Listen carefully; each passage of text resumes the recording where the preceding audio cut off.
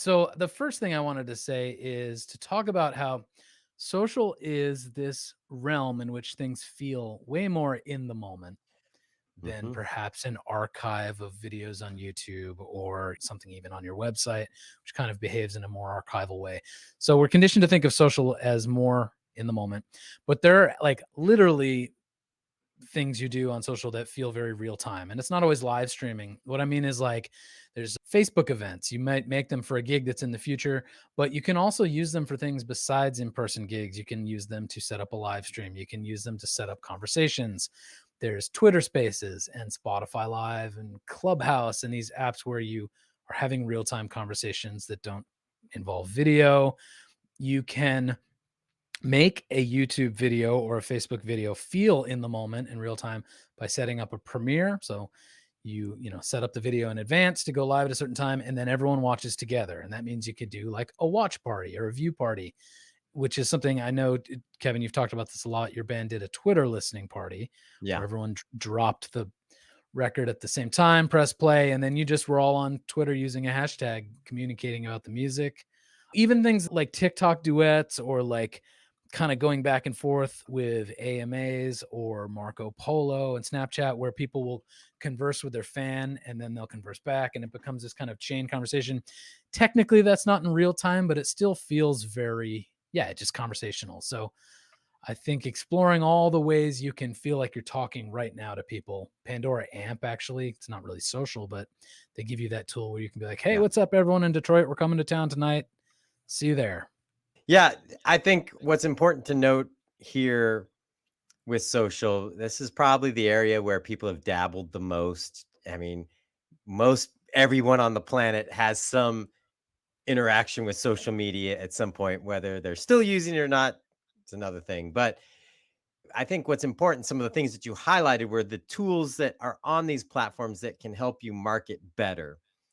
Facebook events is one that I really like because when you use it around a show, you can market that event. You can use ads to promote that. But then also, it creates a small subset of a community of people that are going to that event or show or live stream, because you can do it for live streams as well. And it just creates an opportunity to build excitement with a group of people that are bought in on something. And in this case, it would be your show. So I like them for that reason, that it helps make marketing a different little marketing channel for that one specific thing. So all your fans that may not be going to that thing don't have to constantly see messages that are irrelevant to them, that you can create subgroups and things like that. I just want to point out one thing about it to the degree that social is for real time conversation. Don't always feel the pressure to be the host or starter of that conversation. You can go attend some other Twitter spaces that's That's a happening in good your point. niche and raise your hand and just talk and introduce yourself, provide value. What how did you be worthy of interrupting this Twitter space with your, Yeah. perspective? And same goes with TikTok, like, it doesn't always have to be you starting the duet, like, duet with something that's already out there, like, you can join other conversations and have just as much or sometimes more impact. Yeah, I think that's a really great point, because I think artists always feel the pressure, especially starting out music marketing 101. I have to like create these huge social campaigns and social interactions that I have to be the one that starts it. Just look for opportunities to go be a part of a community of like-minded individuals that are usually gonna, if you're in a particular city, we're going with Des Moines. I'm sure there's a lot of different communities online where you can interact with people that will like the kind of music you do. And you don't have to start the conversation. You can just join in. And then over time, you are a part of that group, and your music is relevant to tell them about. I think the TikTok's a good example with where you talk about the duets. There's a lot of artists that their duet is far more popular than the original video that they're commenting on or taking Mhm. part in. And that's an opportunity as well. So look for conversations that you can be a part of. You don't show up and start just slinging your links around. You gotta be a part of the community. Well, actually, that's a good segue to the next thing I wanna talk about, which is capturing passive attention. So if you're on social and you don't sling your links around, but you do captivate someone in some way and they want to learn more, you do want to make it easy enough for them to go deeper. So that could be as simple as having a bit of a backlog, or not a backlog, a back catalog of reels or TikToks or whatever it is, so that someone sees something new and they're like, "Oh, I like that." And then there you go. They've got 20 other videos of yours they can scroll through. That's one way to do it. The other is to use that link in bio. So Koji is a great example. Like, have a tool in your bio on TikTok and Instagram where you go, you've got your priority message there, but potentially other things. Maybe it's an AMA, maybe links to YouTube videos, but just a simple way for people to get to know you better. And then the other thing I was going to say about link in bio is to remember it's not just useful for short form video platforms. Like, you can put that in your Spotify bio, you can put Mhm. it on your YouTube video descriptions. There's a lot of places to park those URLs. So don't just think about Instagram and TikTok. Yeah, I think it's the usefulness of a tool like Koji is that there's so many places where we need to guide people, and we can't send them a menu of 10 different links because they're just not going to click all of them, or it's overwhelming and they'll just bail. Where using the simple link that's everywhere, to just know that, hey, for the next step is for you to click this one link, and it'll guide you to a place that gives you more options. So it makes it easier and cleaner to get fans where they need to be. Let's see. You were talking about social. As far as starting out in marketing 101, video content still performs better on these platforms. So it's important to test and try things. I think the one thing is that I would just encourage people, especially starting out, is just try stuff. If it doesn't work, it doesn't work. Stuff on social that doesn't work and nobody cares about dies in about 10 seconds, meaning it's gone. You don't have to delete it or anything, but it's like no one's ever going to see it again unless they intentionally go back and see it. So try some things and see what's going to work. Video is sometimes it's tough starting out to get comfortable being on camera. I highly encourage you to just get comfortable being on camera, because being able to be on camera and shoot video will help you market your music a whole lot better. My daughter had a violin concert last night and she was nervous. And I said, "Hey, you know what's going to happen if you mess up?" And she said, "What?" I said, "Nothing." And she laughed and she was like, "All right, cool, let's do this." You know, I guess if you really mess up on social, someone can screen grab it and it's there forever. But the Yeah, we're not stakes are talking pretty about doing low. stupid stuff. Yeah. I mean, if you're just stretching yourself creatively and like, go for it. Yeah. You mentioned video, which is the first thing I wanted to mention. If we talk very briefly about ads, I think advertising is a whole other episode or series of episodes. But if you can, videos will work best for you for ads for the same reason you just mentioned. It's the most immediate form of content. I think if you're going to run an ad, you need to very early on make a distinction between whether this is for your existing audience or trying to reach new people. Very different tactics, very different content types are apt to work for both of those audiences. People are sometimes like, "Oh, should I start running TikTok ads?" And then I'm like, "Are you on TikTok?" "No, I just heard it's a good place to advertise." I'm like, "Well, that sounds really complicated and sort of a waste of time." Like, advertise on the platform you're already on. If you're on Facebook primarily, stay there. Like, just be where it makes sense for you, because ads aren't inherently going to enhance and work in tandem with your organic activity on that platform. Sometimes your organic activity can inform what you're choosing to advertise. So, yeah, just be where you're already excited to be. We talked about the Facebook pixel earlier. That is what will allow you to retarget a lot of fans and do follow up advertising. So be sure to get that pixel, create advertising audiences within that ad dashboard. And then, if all of that sounds complicated and you just want an easy button to reach dedicated music fans, Show.co has a tool called Ad Builder, where you can basically fly in a Spotify link or a YouTube video link. It'll pretty much build the ad for you. You can customize it a little bit, and then it gets served up on websites like Pitchfork and Billboard, MTV, RollingStone.com, places like that, where there's, yeah, just diehard music enthusiasts, Yeah. and your ads will appear there. They potentially can look like it's editorial content depending on, where it's placed. At the very least, if someone clicks the video or plays the Spotify player, that's a monetizable stream. So, yes, you're paying to advertise there, but if they watch or listen, you could be making some money from that as well. Yeah, we have lots of resources about advertising that on the DIY musician blog, and we've have episodes on the podcast about that. So if you're just stepping into the world of advertising on these platforms for the first time, I highly recommend checking out those resources because you can blow a lot of money real quick that doesn't do anything.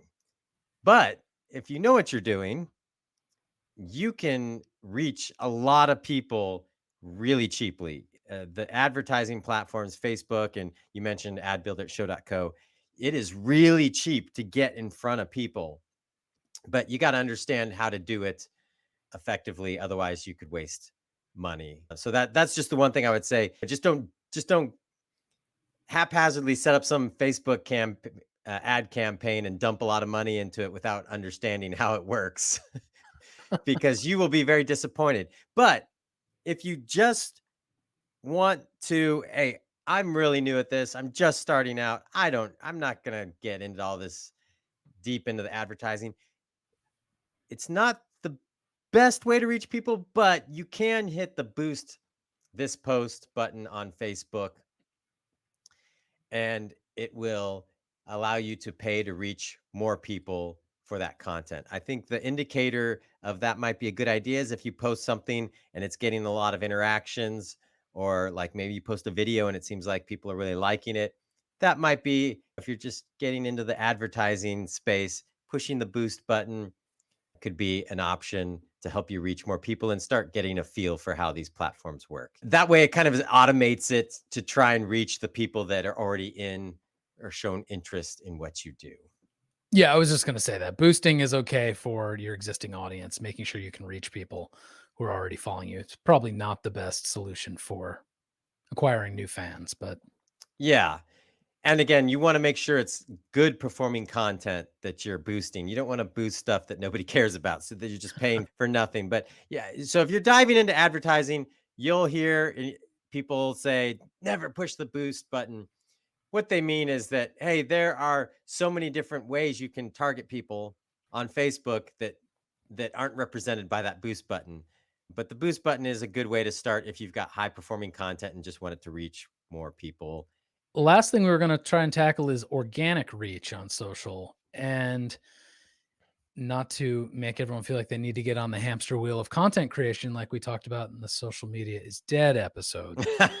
But if you're committed to putting yourself out there, maintaining a relationship with your audience on social, one thing I've found is helpful is to operationalize your content creation, which sounds like you become a robot. But really, all I mean is figure out what you're passionate about talking about. Do you like being really silly on camera? Do you like getting very philosophical? Do you like shooting pictures of garbage on the side of the road? Whatever it is, have some series or like some content buckets. Sometimes, what do they call this? A What? topic wheel. Wait. Taking pictures of garbage on the side of the road? Is that what you said? Yeah, why not? If my favorite artist wanted to do that while on tour, I would follow. But Okay. Maybe I've been doing it all wrong. this is gonna be, yeah. Every listener should try a new garbage series. But it's a topic wheel, right? It gets talked about. Yes. Pick two or three of your deepest interests, and then make a series. And it doesn't have to be daily or weekly, but over the course of this year, I'll make 8 videos about X topic. So I think that's helpful because it also puts you in a mindset where you can batch content in a way. Like maybe you're on a plane and you suddenly have 3 or 4 ideas about that particular theme. You jot them down. The following Sunday, you take a couple hours and you get them all done at once. So it sort of just makes content creation more realistic, I think, when we're all pressed for time. Yeah, and some important tips with organic content. It should not look like an ad. If you making organic content that looks like it should be an advertisement in a magazine, it's probably not going to connect with people. That new marketing phrase we coined right here on the DIY Musician podcast. You want to create stuff that's worthy of an interruption because that's what really, you're competing with everything on social. So it's like, why are they going to stop and look at what you posted. Is it a good photo? Is something interesting happening on screen? Is it have a clever description? Are you trying to create an engagement or an emotional appeal? All those things should be considered because we got in this mode where it felt like to be an artist, what you needed to do was just create this endless barrage of crap for your followers all day long on social. And it's like, no, we're way beyond that. Nobody needs to see you post 1,000 times about something that's not interesting. And the algorithms on these platforms will start suppressing your content if that happens. So less is more in this case, if as long as it's worthy of that interruption.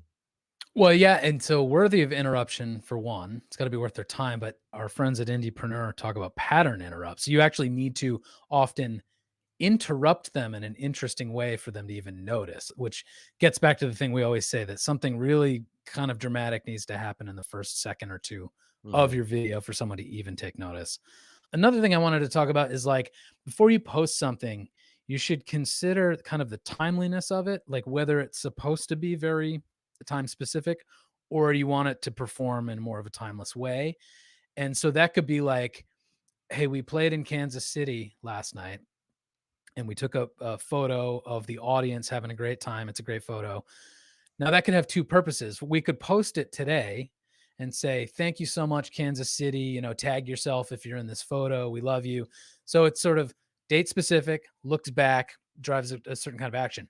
But the same photo could be used to get future dates on your tour excited about the show. So they bring friends or whatever. So that could be about Chicago and New York over the next week. Two very different uses for the same photo. And also that would inform what your caption is, what your copy is.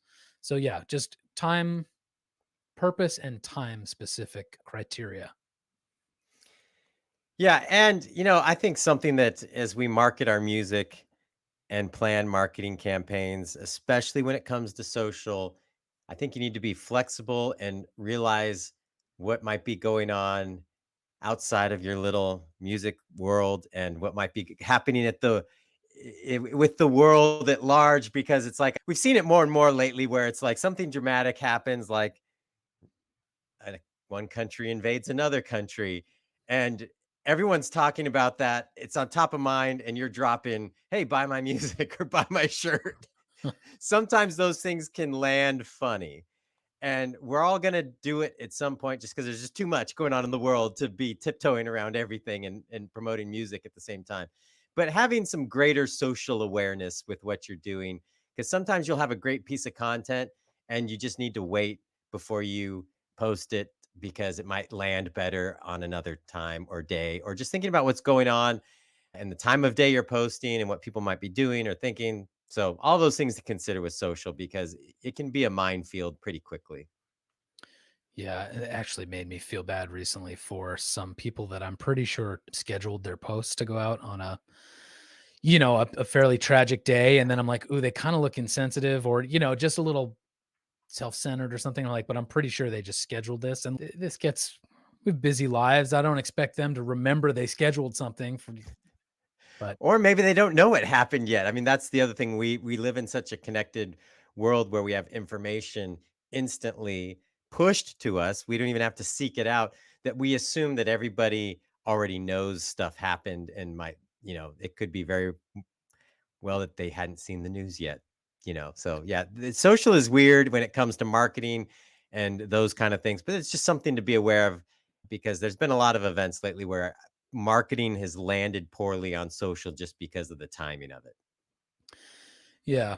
I just had few quick other things to say on All this right, go topic. for it. One is, does the content you're posting help bolster a cohesive message? Is it part of the story that we talked about last time?